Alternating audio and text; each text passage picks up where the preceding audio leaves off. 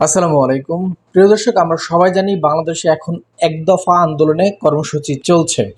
গতকাল সমন্বয়করা এক দফা কর্মসূচি ঘোষণা করেছেন এবং অসহযোগ আন্দোলনের ডাক দিয়েছেন। কিন্তু এরই মধ্যে সরকার দলীয় পেটুয়া বাহিনী তারা নানানভাবে ষড়যন্ত্র চালিয়ে যাচ্ছেন এই আন্দোলনকে নস্যাৎ করার জন্য।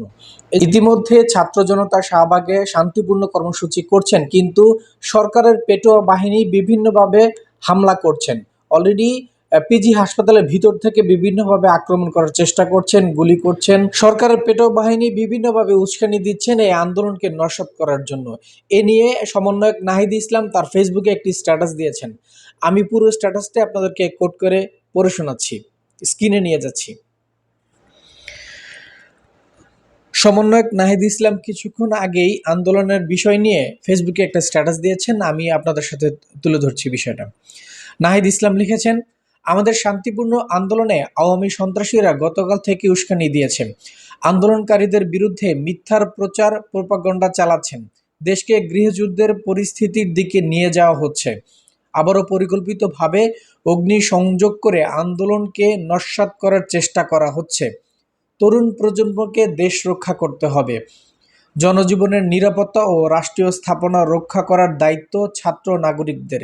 ফ্যাসিস্ট আওয়ামী লীগের সকল ষড়যন্ত্র ব্যর্থ করে দিতে হবে।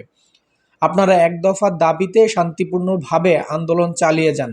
যেখানে হামলা হবে সেখানেই প্রতিরোধ গড়ে তুলতে হবে। বিজয়ের মাধ্যমেই আন্দোলনের সমাপ্তি হবে। সবাই নেমে আসুন। নাহিদের স্ট্যাটাস।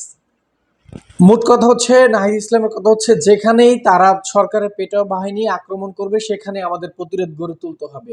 এখন এই আন্দোলনটা শুধুমাত্র ছাত্র জনতার মধ্যেই সীমাবদ্ধ নেই, এখন পুরো দেশের আন্দোলন হয়ে গেছে। প্রত্যেক সব ধরনের পেশাজীবী, অভিভাবক, শিক্ষক, আইনজীবী এখন মাঠে অবস্থান নিয়েছেন, ছাত্র জনতার পাশে আছেন। এখন দাবি একটাই, সরকার পতনের আন্দোলন করতে হবে।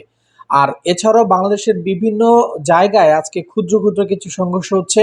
যেমন ইতিমধ্যে মুন্সিগঞ্জে 2 জন ছাত্র নিহত হয়েছেন, অবস্থা খুবই ভয়াবহ। এছাড়া বিভিন্ন জায়গায় কিছু বিচ্ছিন্ন ঘটনা ঘটছেন। তারপরও আমাদের যেখানে বিচ্ছিন্ন ঘটনা ঘটবে সবাইকে একত্র হয়ে আন্দোলন গড়ে তুলতে হবে। যেভাবেই হোক এই আন্দোলন থামানো যাবে না, পেছনে যাবে না। তারা হয়তো ইন্টারনেট বন্ধ করার চেষ্টা করছে, আমি জানি না। এখন কথা বলছি, বাংলাদেশে ইন্টারনেট সচল আছে কিনা তাও ঠিকঠাক জানি না। যেভাবেই হোক, ইন্টারনেট থাকুক বা না থাকুক, যে করে হোক সবার একত্র হয়ে ওই আন্দোলনের পক্ষে কাজ করতে হবে, প্রতিরোধ গড়ে তুলতে হবে।